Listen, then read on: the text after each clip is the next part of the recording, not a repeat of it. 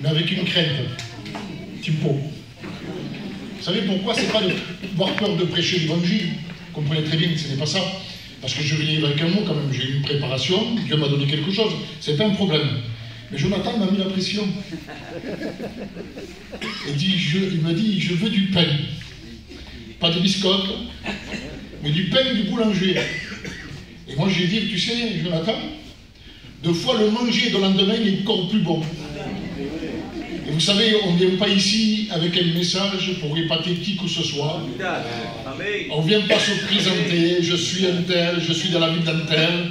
Non, ce n'est pas ça. Ce soir, je vais vous présenter Jésus. Mais ne prenez pas un air étonné en disant encore, on va parler de lui. Vous voulez qu'on parle de qui?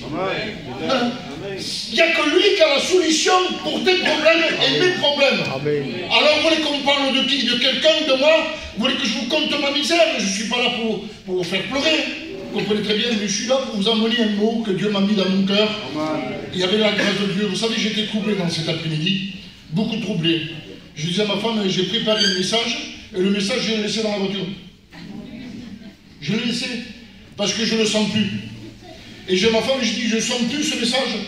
Alors, pour pas gêner le Saint-Esprit, alors je l'ai laissé. Je dis, Seigneur, tu t'occupes toi de la réunion. Je dis, Seigneur, tu me dis de porter quelque chose. Je vais la porter, mais c'est toi qui t'en charges. Vous savez, des fois, on se voit, on a porté un message, et on fait obstacle au Saint-Esprit. Et des fois, Dieu ne veut pas ça. Des fois, Dieu change les situations. Des fois, Dieu change. Et ça m'est arrivé plusieurs fois. C'est pas la première fois. Et je sais que les serviteurs, c'est pareil. Alors laissons faire le Saint-Esprit. Il sait faire les choses, lui. Nous, des fois, on veut améliorer quelque chose, embellir un message avec des points, des trucs cadrés, hein, béni soit Dieu, hein, pour ceux qui ont ça. Et des fois, le Saint-Esprit n'est pas d'accord. Le Saint-Esprit va agir. Alors, il faut compter sur la grâce de Dieu. Amen. Béni soit Dieu. Vous avez compris le Seigneur? Amen. J'ai besoin de la grâce de Dieu. Enfin, Jonathan? Béni soit Dieu. Bonsoir à l'église. Béni soit Dieu. On va faire une lecture. Vous savez, c'est un message que tout le monde connaît. Hein, je vais vous lire le passage, tout le monde connaît. Et je m'en servais beaucoup souvent. Quand j'étais étudiant, on prêchait ça. C'était les premiers messages que je prêchais quand j'étais étudiant. Mais avec le temps, le message a grandi, vous comprenez très bien. Et des fois, dans un petit... Un Bartimée, on ne prêche pas parce que c'est simple. Et des fois, dans la prédication du Bartimée, il y a des gens qui se voient. Et béni soit Dieu. Alors ce soir, ce n'est pas Bartimée que je vais vous prêcher. Mais on va lire un verset dans la parole de Dieu. Ça se trouve dans Luc 18. Et au chapitre 18. Verset 18, pardon. Un chapitre 18 au verset 18. Un chef interrogea Jésus et dit, « Bon maître, que dois-je faire pour hériter la vie éternelle ?» Et Jésus lui répondit, « Pourquoi m'appelles-tu bon? Il n'y a que Dieu seul. Tu connais les commandements. Tu ne commettras pas point d'adultère. Tu ne tueras point, tu ne déroberas point. Et tu ne diras point de faux témoignages. Honore ton père et ta mère. » Et le jeune homme l'interrompt et dit, j'ai observé toutes ces choses dès ma jeunesse. Et Jésus, en voyant entendu cela, lui dit, il te manque encore une chose. Et dis, vends tout ce que tu as, distribue-le aux pauvres, et puis tu auras un trésor dans le ciel. Puis viens et suis-moi. Lorsqu'il a entendu ces paroles, il devient tout triste. Vous savez, quand on s'approche de Jésus, quand on va aux réunions, quand on lit la Bible, Seigneur, parle-moi, il faut s'attendre que Jésus vous réponde. On vient avec une question, il faut savoir une chose, que Jésus va vous répondre à la question que tu te poses. Parce que la Bible, il y a toutes les réponses à vos questions. Alors des fois, il y a des gens qui viennent à la réunion. Oui, parce qu'il y a plusieurs sortes de gens qui viennent à la réunion. Et il y a plusieurs façons de rencontrer Jésus. Il n'y a qu'une seule façon pour être sauvé. Il n'y a qu'une seule façon. Il n'y en a pas 50. Mais les gens viennent aux réunions parce qu'ils ont un problème. Mais les gens disent, il faut venir aux réunions. Je ne dis pas qu'il ne faut pas venir. Il faut faire attention aujourd'hui. Je dis, venez aux réunions, pas de problème. Mais il y en a qui viennent aux réunions parce qu'ils ont un problème dans le foyer. Et il y en a qui sont malades. Guéris-moi, mais je ne veux pas de toi. bénis mon foyer, mais je ne veux pas de Jésus. C'est-à-dire que je veux que tu me guérisses, Seigneur, mais guéris-moi, mais de toi je ne veux pas. Hein. Je veux simplement que une guérison. Mais ce n'est pas ça que Jésus veut. C'est que jeune homme riche, il est venu avec une façade, croyant tromper Jésus. Il l'appelle, c'est mon gitano, bon maître, que dois-je faire pour hériter la vie éternelle? Il croyait le tromper. Il croyait parce que quand Jésus il cite que 5 commandements. Il ne cite pas les 10. Hein. Et le jeune homme l'interrompt là. Il l'interrompt, il lui dit, j'ai connu toutes ces choses.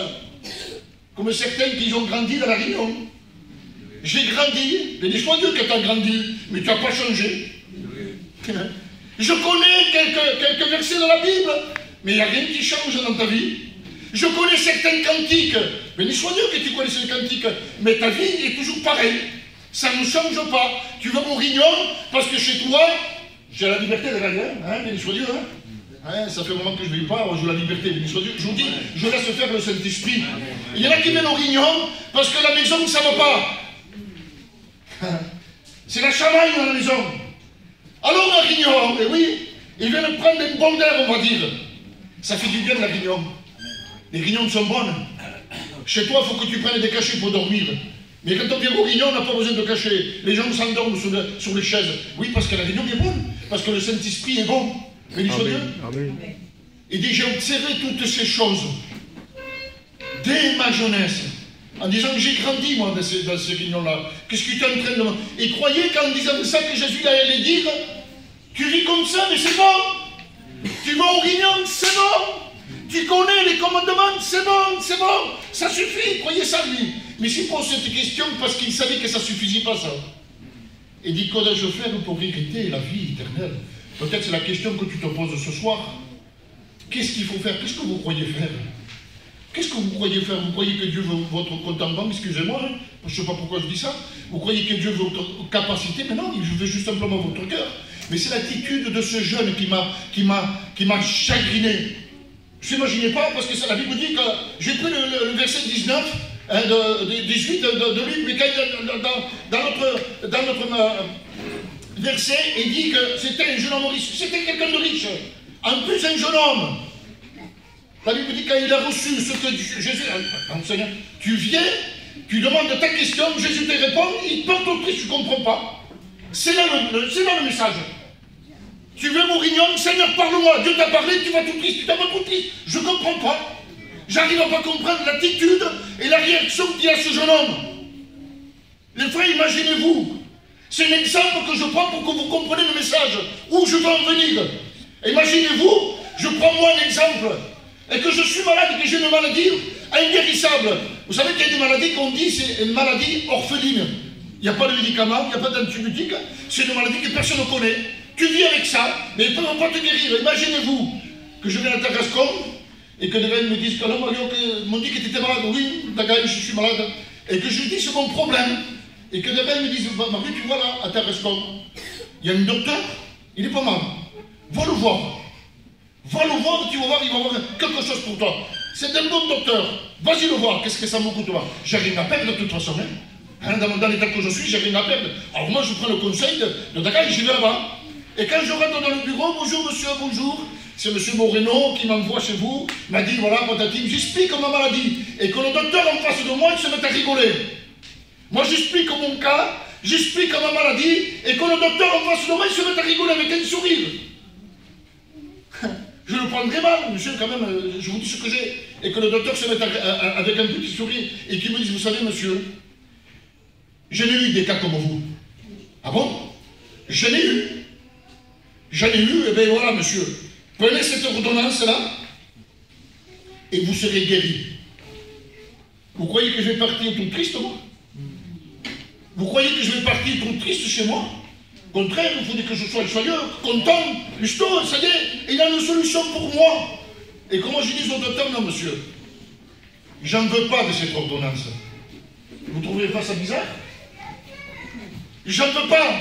Mais monsieur, alors pourquoi vous êtes venu? Parce que les gens parlent, et ils disent que vous avez une renommée, et ils disent que vous guérissez les gens, et ils disent que vous avez des moyens, je ne sais pas, que vous avez quelque chose. Vous êtes formidables. Alors les gens m'ont parlé de vous. Oh, c'est pour ça que je viens. Mais vous ne voulez pas de l'ordonnance, là? Non, monsieur. Comment? Vous êtes bien dans l'état que vous êtes? Oui, je suis bien. Et c'est ce qu'ils font les gens aujourd'hui. On vous propose Jésus. Excusez-moi du mot, je n'ai pas d'autre mot, vous êtes en train de mourir. On vous propose l'antidote contre le péché.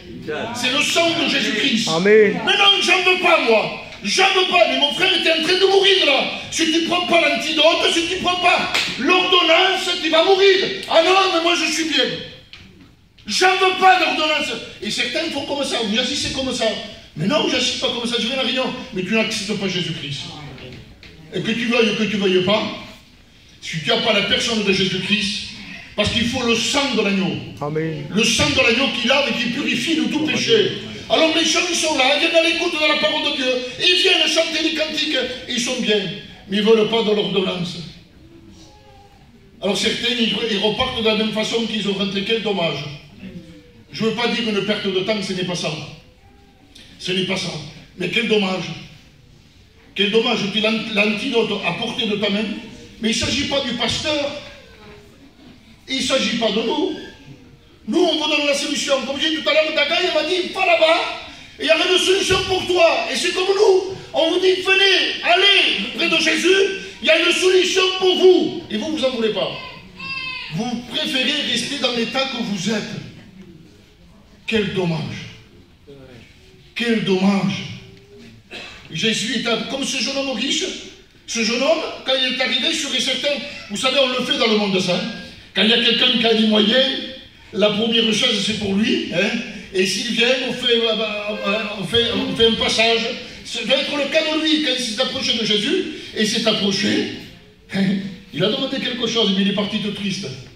Mais moi, je comprends une chose, les frères et sœurs. Si vous n'êtes pas d'accord avec l'évangile, on ne le changera pas. Il n'y a pas d'autre antidote, il n'y en a plus, il n'y a que celui-là. Si vous n'en voulez pas, mais comprenez, mon mari, ma femme, la famille, il n'y a pas d'autre évangile. Si rien d'autre évangile, vous le prêcherez, il y a une chanson dans le monde qui disent on ira tous au paradis. Mais ça, c'est pas vrai.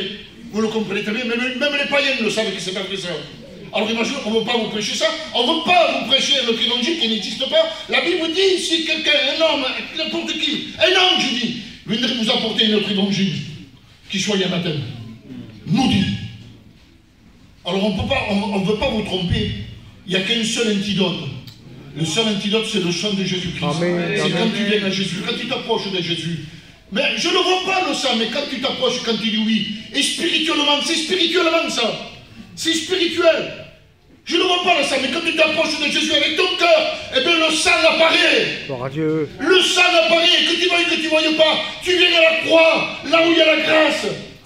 On ne le voit pas, mais c'est spirituel ce que je vous dis. Amen. Je n'ai pas vu, moi, Jésus. Hein. Moi non plus, je n'ai pas vu le sang de Jésus. Je ne l'ai pas vu sur la croix. Hein. Moi, c'est les Écritures qui me rassurent. Hein. Moi, c'est la parole de Dieu. Hein. Gloire à Dieu. C'est pas autre chose. Hein. C'est bien beau, il faut faire attention aujourd'hui. Les frères, il faut faire attention. Ce que vous lisez. Les reportages que vous voyez à la télévision. Il y a une émission de Jésus, il faut faire attention.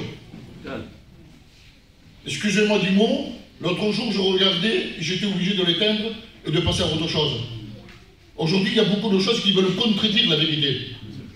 Beaucoup de choses aujourd'hui. Excusez-moi du mot, mais ça a été dit comme ça. Aujourd'hui, il y a un mot qui passe. Et ils disent que Jésus, excusez-moi, je vous demande pardon à l'auditoire, ça n'est pas vrai, comprenez très bien. Mais aujourd'hui, le diable essaye de contredire la parole de Dieu, même les scientifiques. Il y a un mot qui passe. Il disait que Jésus était marié, qu'il avait un enfant, qu'à la croix, c'était pas lui, c'était quelqu'un qui nous ressemblait. C'était pas Jésus qui est monté sur la croix. Vous voyez, les gens aujourd'hui, ils regardent c'est pas édifiant ça. Moi, ça me fait mal. Quand j'entends des trucs comme ça, eh bien, ça me fait mal. Je n'accepte pas, parce que c'est une fausseté, c'est pas vrai, c'est pas de vérité. Lisez la Bible. Amen. Ne sortez pas de là. Amen. Ne sortez pas de ce contexte. C'est bien beau des livres, c'est bien beau. Des fois, c'est des femmes qui l'ont écrit. On n'écoute pas, nous, les femmes prêcher, mais on lit des livres que c'est des femmes qui l'ont écrit. Faisons attention, lisons la Bible. Il y a assez de livres là-dedans. Et Dieu me témoigne plus joli, et plus j'apprends des choses, moi. Plus joli, plus j'apprends des choses. Et Dieu me témoigne, ça me réjouit, moi, de lire. De toute façon, j'ai essayé de lire des livres, ça ne m'enrichit pas. Mais quand je lis la parole de Dieu, je me mets à pleurer. Dieu me dit, mais parce que ça me touche. Alors, béni soit Dieu. Alors, ce jeune homme riche, il est venu, et il est parti. Il a su venir, mais il est parti tout triste. Comme je dis tout à l'heure, on ne changera pas l'évangile. Je ne suis pas d'accord avec ce que dit le frère. Eh bien, on ne le changera pas. Que tu sois d'accord ou pas d'accord, ça ne changera pas grand-chose. Nous, on reste sur la doctrine. Mais je vois une autre chose, même qui n'était pas d'accord. Quand il est parti, Jésus n'a pas couru derrière. On ne voit pas ça, hein, d'accord. Et nous, quand on voit quelqu'un dans l'église qui veut partir, on saigne tout pour le garder. Je ne sais pas s'il faut le faire. Je le fais, moi. Je le fais, mais des fois, je me pose la question. Un jeune homme riche s'est approché. Il est parti tout triste. Il l'a laissé partir. On dit, t'es pas d'accord, tu veux que je te dise?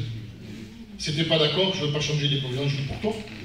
Je ne peux pas les changer, ça. Je ne peux pas les changer. Je dis tout à l'heure, il y a beaucoup de gens qui viennent. Mais il y a plusieurs façons. Il y a plusieurs façons. Alors, je prie ce texte-là. On va parler d'un deuxième homme. On est au chapitre 18. On tourne à la feuille. Chapitre 19. Il est parlé de notre homme. Mais là, c'est pas pareil. On va le lire, on ne va pas lire tout, mais je vais lire le principal. Chapitre 19, au premier verset. Jésus rentra dans Jéricho et il traversa la ville. Et voici un homme riche, encore un homme, un autre homme riche, appelé Zaché, chef des publicains, cherchant à voir qui était Jésus. Lui, il voulait voir. L'homme, il s'est approché avec une façade, avec une apparence. Il voulait faire croire que c'était un homme de Dieu. Parce que dans les 10 commandements, et la Bible, dans les 10 commandements, la première chose qu'il dit, tu aimeras ton Dieu. Et le jeune homme riche, le premier, faisait croire, j'ai observé toutes ces choses. Il voulait tromper Jésus, mais ce soir, il n'y a personne qui peut tromper Jésus. Ici, ce soir, il n'y a personne qui peut tromper le Saint-Esprit. Je vous rassure. Alors si vous venez avec une apparence, une façade, eh bien vous êtes trompé parce que Jésus connaît ton cœur. La Bible dit qu'il lit dans un cœur comme dans un livre ouvert. On ne peut pas le tromper, il connaît tout. Mais là, la Bible dit qu'un homme cherchait à voir qui était Jésus. Mais la Bible dit, je ne le lis pas tout entier, mais la Bible dit qu'il était petit de taille. C'est-à-dire qu'il a fait des efforts, lui. Il voulait voir qui était Jésus, parce qu'en réalité, Jésus avait sa renommée. À cette époque-là, la discussion des gens, c'était quoi? C'était Jésus. À Jérusalem, dans tous les contrées où il rentrait, c'était la discussion, c'était Jésus. Mais là, il y a quelque chose qui m'a très peur. Je dis, pourquoi tu dis ça? Pourquoi dans la Bible c'est marqué ça? Vous savez, quand Jésus rentrait à Jérusalem, la Bible dit, Jésus rentrait à Jérusalem.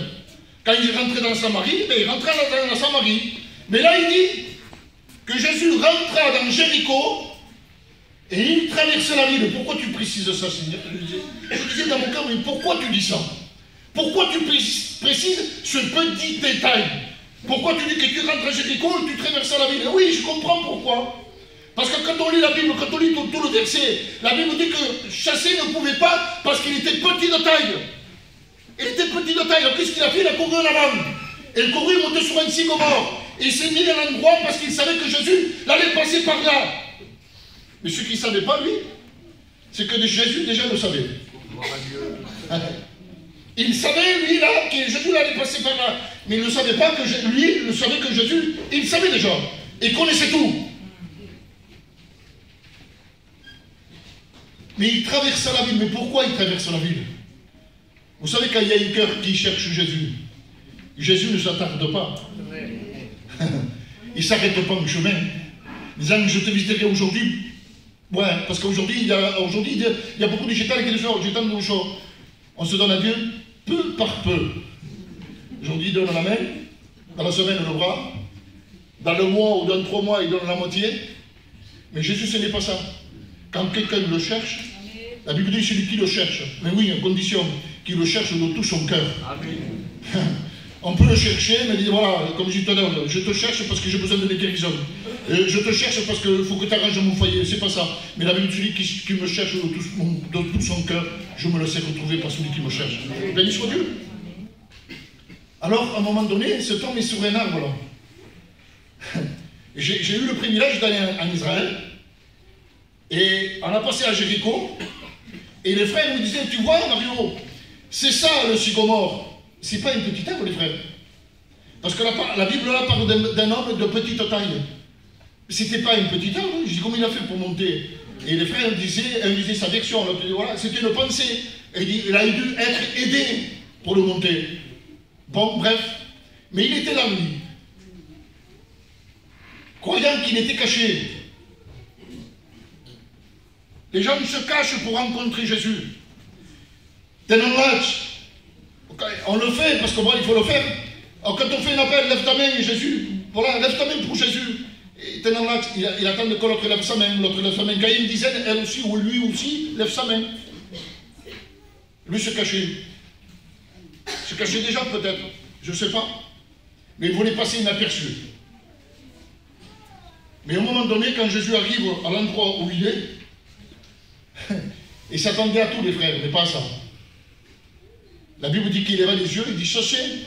Il appelle la personne, non, il ne le connaissait pas. Même les gens qui étaient là, et se demandaient d'où il connaît chercher. D'où il le connaît. Ils étaient même étonnés les gens. Mais moi je vous dis tout à l'heure, Dieu connaît tout. Jésus connaît ta vie. Tu peux te cacher derrière un sourire, de faire une apparence que tout va bien chez toi, mais Dieu sait qu'à travers un sourire, peut se cacher un cœur brisé. Alors quand il est arrivé auprès de cet homme-là, il dit, sachez, hâte-toi, en disant, dépêche-toi. Car aujourd'hui, avec Jésus, ce n'est pas demain. Avec Jésus, ce n'est pas le mois prochain. Avec Jésus, il ne faut pas dire quand ma vie ira un peu mieux, j'irai avec Jésus. C'est pas ça. Avec Jésus, c'est aujourd'hui. Et aujourd'hui, c'est le jour-nuit de Dieu. Je le crois par la foi. Et dit aujourd'hui, il faut que je demeure dans ta maison. Il n'a rien dit. Hein. Jésus n'a pas fait quelque chose de formidable. Hein. Il n'a pas fait un miracle. Et il n'a pas fait quelque chose. Non, non, non. Il appelle les personnes, il dit dépêche-toi, hâte-toi, dépêche-toi. Il faut qu'aujourd'hui, il faut que je demeure dans ta maison. Il est descendu. Et quand vous lisez l'histoire du chapitre 19, lisez-le quand vous serez chez vous ce soir. Quand il descend, Jésus ne parle plus. Il ne dit plus rien. Il a dit descends, dépêche-toi. Car aujourd'hui, il faut que je demeure dans ta maison. Il descend et Jésus ne parle plus. Il se met à parler. L'homme qui tient en face de lui, il se met à parler. Et il dit Seigneur, à l'autre Jonathan, il a demandé vends tout ce que tu as, distribue-le aux pauvres, tu auras un trésor dans le ciel. C'est-à-dire, et puis viens sur moi. Il veut faire un disciple de lui, et lui n'en veut pas. Vends tout ce que tu as et tu auras un trésor dans le ciel. C'est le ciel qui lui propose. Il ne l'a pas voulu. Mais là, Jésus ne lui demande rien à lui. Il ne parle pas. Il dit je donne la moitié de mes biens aux pauvres. Mais Jésus n'a rien demandé.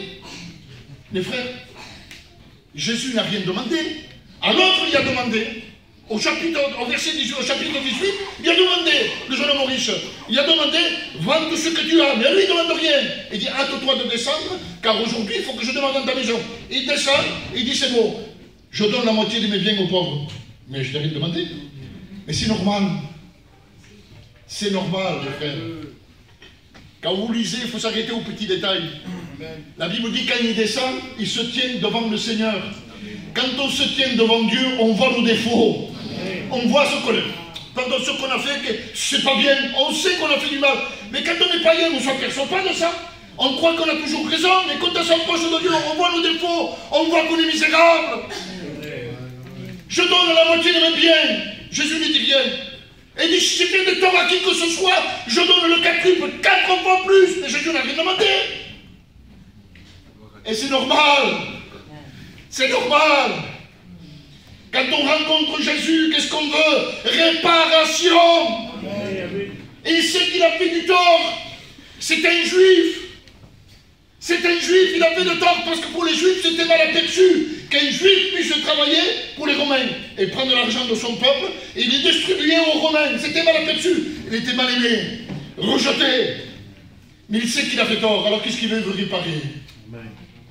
Quand on rencontre Jésus, vous savez, quand on se tient devant le Seigneur, on n'a pas besoin de vous dire, excusez-moi de l'expression, il ne faut plus boire.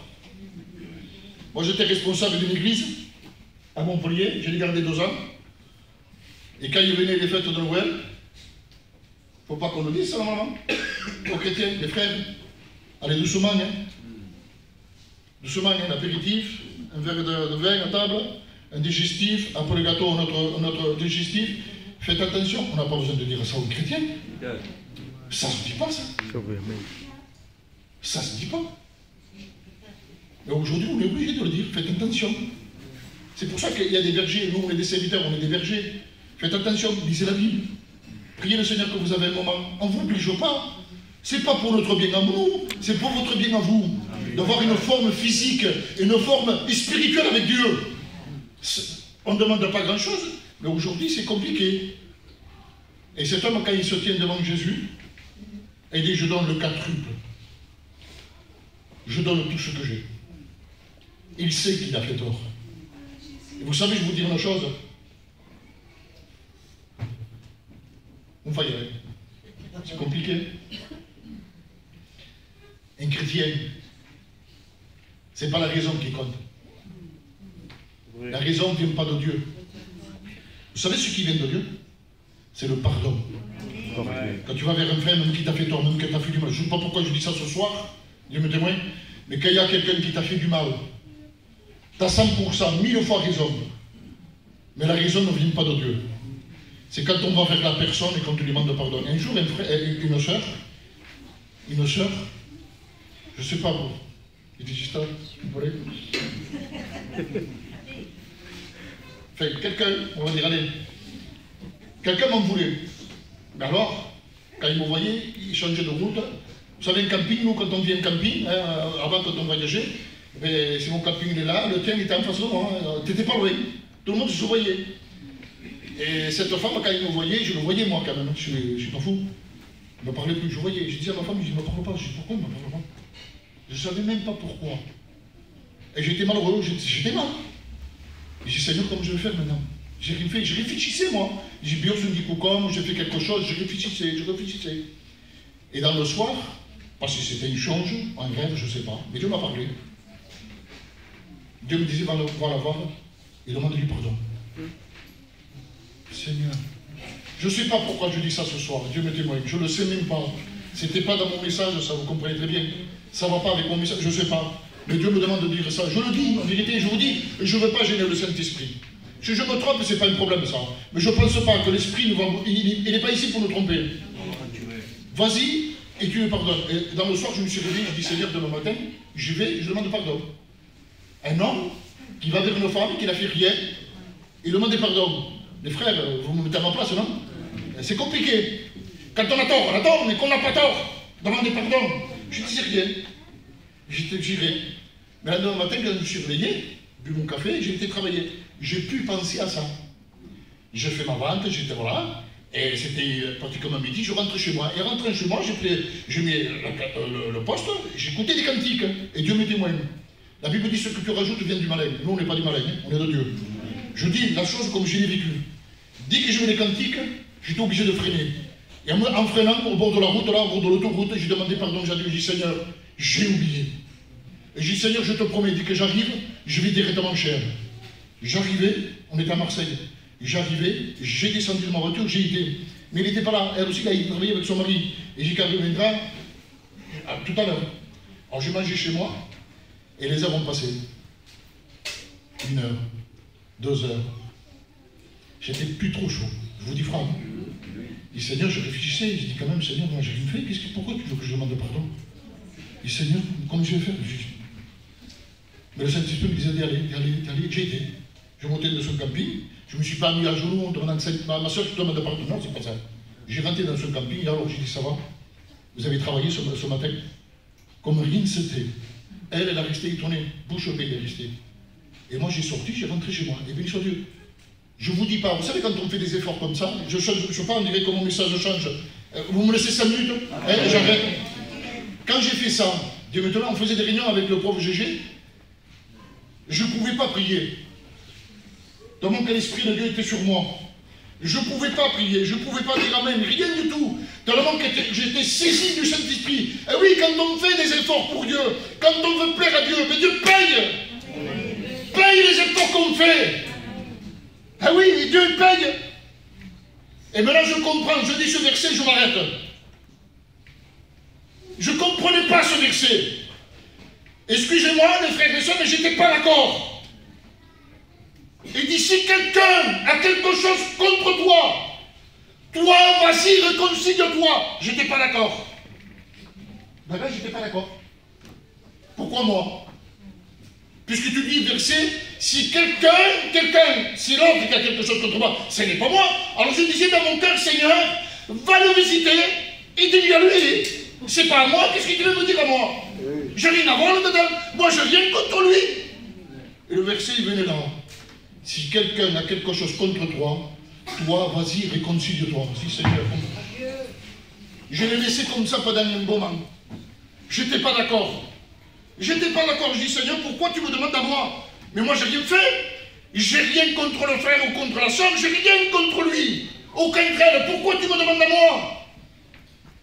Et avec les heures qu'ils ont passées, Dieu m'a parlé, vous comprenez très bien. Comme je dis tout à l'heure, quand on est prié, quand on va prier de Jésus, quand tu lui poses une question, il faut s'attendre que Jésus nous réponde. Vous comprenez très bien. Alors viens avec une question, pourquoi Seigneur, pourquoi m'arrive ça? Pourquoi Seigneur, tu me demandes ça? Jésus te parle, vous comprenez très bien. Alors il m'a parlé, et je l'ai compris les frères, c'est simple. C'est simple comme au bonjour. Il dit, pourquoi moi? Il dit, si ton frère ou ta soeur a quelque chose contre toi, toi, que tu n'as rien fait, vas-y et réconcilie-toi. Eh oui. Parce que Jésus ne demandera pas à quelqu'un qui est charnel de s'humilier.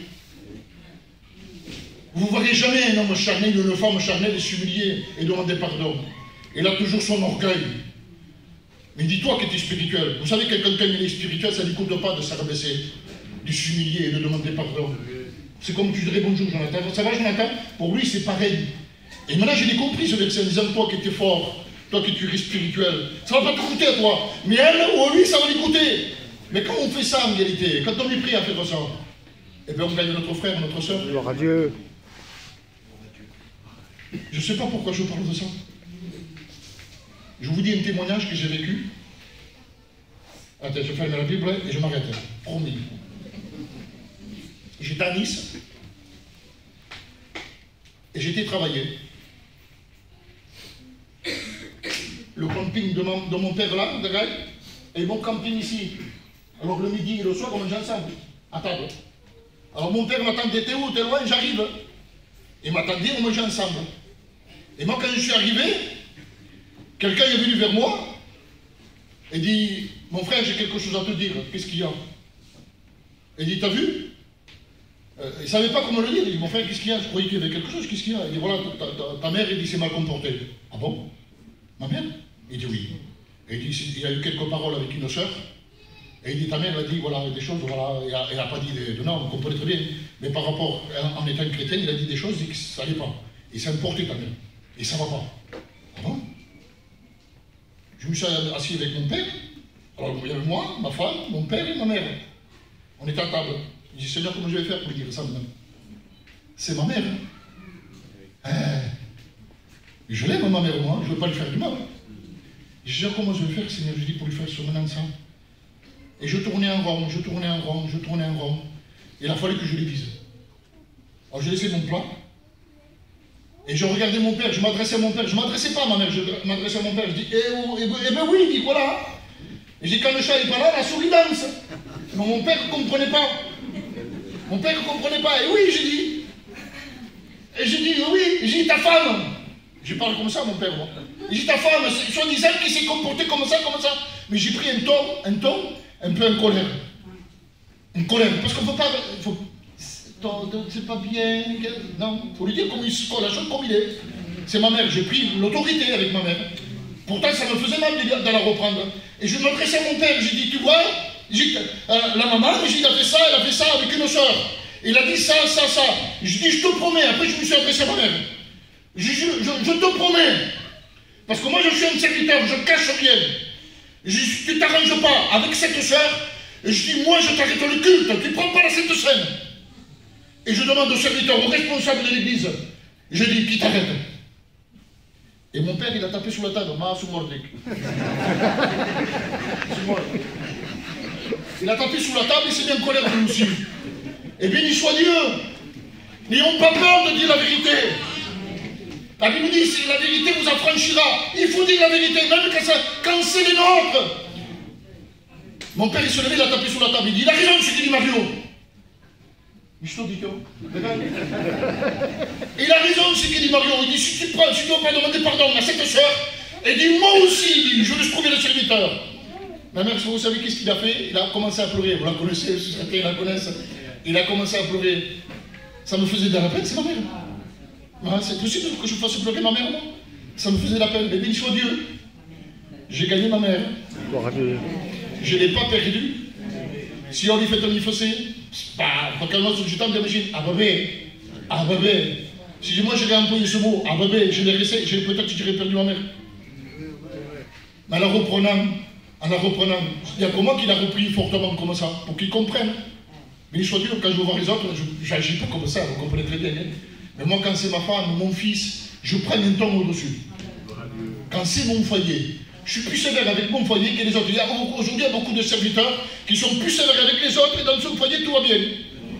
Laisse tout passer. Alors, je suis plus sévère avec mon foyer, je suis comme ça. Et béni soit Dieu, tout rentre dans l'ordre. Et ma mère, c'est une chrétienne aujourd'hui. N'ayons pas peur, des fois, il ne faut pas employer des mots forts, vous comprenez très bien. Mais de lui dire, de voir son état, tu as vu comme tu fais, c'est pas bien. Si tu restes comme ça ne va pas. Je ne sais pas pourquoi je dis ça, les frères et les sœurs. Moi, je sors de mon contexte du message. Alors. Mais je sens qu'il y a peut-être quelqu'un ou plusieurs qui sont concernés par rapport à ça. Je ne sais pas, laissons faire le Saint-Esprit. Et je sens le mot, je sens l'approbation du Saint-Esprit. Le pardon. Je ne sais pas. C'est le pardon. Je ne sais pas qui c'est qui vit comme ça. Je te dis, ma soeur, mon frère, mon ami, il est temps de se réconcilier. Vous savez, quand Chassé s'est réconcilié, quand il a dit, je donne tout, ça y est, je répare le mal que je fais. Vous savez qu'est-ce qu'il dit Jésus? Il dit aujourd'hui, le salut est rentré dans cette maison. Béni soit Dieu. Ne croyez pas que Jésus ne veut pas habiter votre maison, votre beau salon, c'est pas ça. Quand il parle de maison, il parle du cœur. On a besoin de réparer, de mettre tout en ordre. Si vous sentez dans votre cœur que vous avez fait du mal, réparez. Le Seigneur, moi aussi, je veux réparer. Je ne sais pas à qui je fais du mal, je ne sais pas à qui s'adresse ça, mais il est temps de réparer. On l'a dit, on vit les derniers temps. On sent les symptômes du retour de Jésus-Christ. Alors il est temps de réparer. Tort ou raison, répare. Béni soit Dieu. Je laisserai la place à Dagaï. Hein? Je ne sais pas, les frères, continuez, comme vous voulez.